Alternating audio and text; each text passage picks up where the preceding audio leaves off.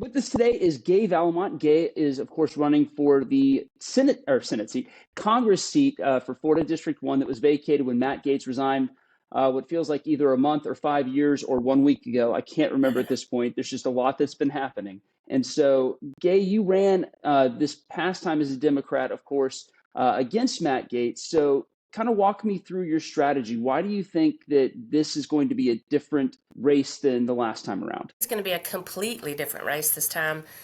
This time around, we get to talk about like the issues and what we can do for the district.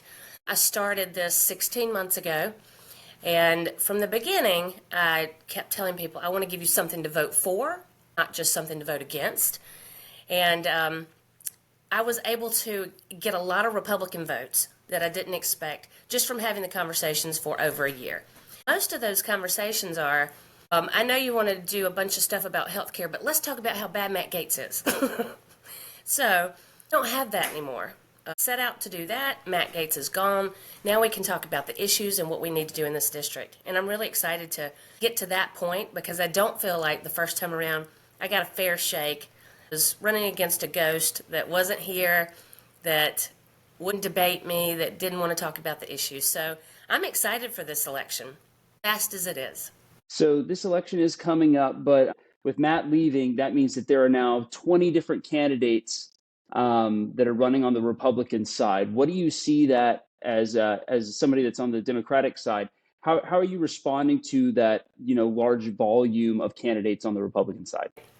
Well, it's a very reliably red district. So I don't blame anybody for wanting to get in. However, we have people from all over the state, all over the country considering running for this seat. I have been here talking about our issues for so long. I think it's great that Michelle Salzman, Joel Rudman run for that seat. That would be the natural progression. I fear that a national Republican is going to come in and buy the seat. So I hope that doesn't happen because I do look forward to people of this district knowing what's going on, just trying to gain another R in Congress, but think about what we can do here. We have to have someone in the seat that's not afraid to ask for the things that we need, the federal government, to bring into this district. All I want to do is get to work. So, it's kind of crazy on the other side. I may have some primary contenders. I don't know. I'm going to keep my head down and run my race. When somebody comes out on the other side, then we will discuss the issues, see who's best for the job. And I believe that's me. So for the last 30 or so years, this has been, like you said, a reliably Republican district. What is the difference that you bring? What policy prerogatives specifically do you want to see that make you different from what's happened, and why is that better for our area? I think that when I can sit here and preach about how bad politics are, partisan politics, and how ugly it's gotten. What I'm trying to tell people is registered as a Democrat. I always have been, but my father was a Republican. I know how to talk to Republicans. Fighting the machine of Republicans hating Democrats and Democrats hating Republicans without policy discussion about the things that we need. Trying to get people back to the middle. Trying to get people back to the middle so that we can identify a problem, come up with a solution on this side, and let's compromise, because that's how government works. And I want people to understand, read about me, read the things that I want to do. My job, Congresswoman from this district, will be going to Washington, the funds that we need, standing up for the people of this coast, and getting to work. We have bridges that need to be fixed. We have an opioid problem in this district that is double the amount of any other district in Florida. To me, that's a state of emergency. We need funds here to solve the opioid problem. We also need to talk about health care. We need to talk about the VA. We need to talk about how our veterans, we have the highest concentration of veterans of any other district in Florida. If they have a major procedure or need a major procedure, they have to go to Lake City or Biloxi to get the care that they need. And that's unfair. It worked for us, and they deserve everything that we can give to them. And I believe that I can do that. I believe I will stand up for them and make it happen. Don't get lost in the partisan politics. What did you learn from this last campaign that just wrapped up November 5th that you're going to implement here in this next special election cycle? I learned. Yes. Um, Again, this is going to be a completely different action. When I was running against Matt, we were almost sure, just by following the news, watching the Dorworth trial, the information was going to come out. Knew that Matt was always going to resign on the Thursday before the information was going to be let go on Friday. The AG thing was a completely different, was out of nowhere. But we knew that he was always going to do that. I've learned about running. Politics are dirty. When you hear that, not a politician. I work in sports medicine. I think we should run our government like we run sports teams. There would be more respect for each other. I want to stay out of that sort of fray. Because on the Republican side, it's a lot of jockeying who's going to be in control and who can jump to the next thing. All I want to do is have this seat for 2 years. 2 years, and then if I've done a good job, please rehire me. If I haven't done a good job, elect somebody else. So on that note, what does success look like if Gay Valimont is our representative in Congress? What tangibles are you going to bring to the table for a potential reelection bid in 2026? Well, I know that nobody can outwork me. I will work my fingers to the bone to make sure that we get the things here that we need. I think my biggest asset is my loyalty to this place. As you know, or as you probably know, I lost my husband and my son. My husband was diagnosed with ALS in 2020. 6 months later, my 9-year-old son was diagnosed with a terminal brain tumor. Our best days in life were right here on this coast. We'll never leave this place because everywhere I turn reminds me of my son.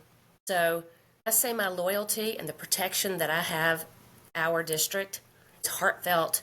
I want to move to Washington. I want to go do my job and come home and sit on this beach. We have such a beautiful place. We have beautiful people that live here. We just have poor representation. And currently we have zero representation.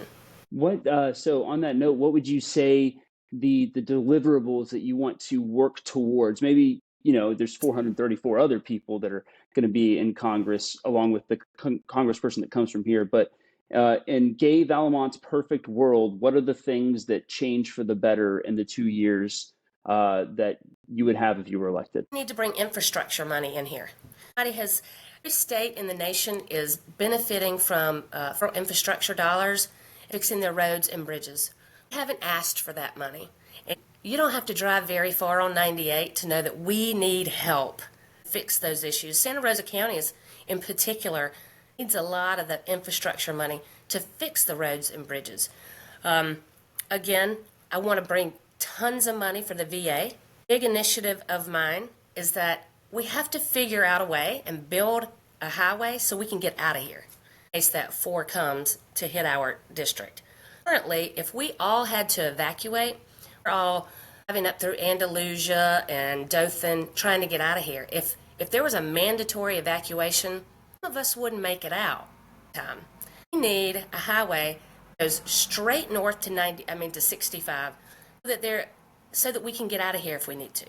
That's one of the first things. I'm also looking at the transportation with the rail system that goes to Mobile.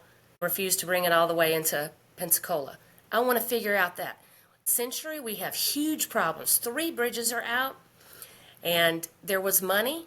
Al Salzman had a $50,000 grant, fix the bridges in Century, and suddenly that money disappeared. So we need to figure out how we're going to fix those things for the everyday things that people care about.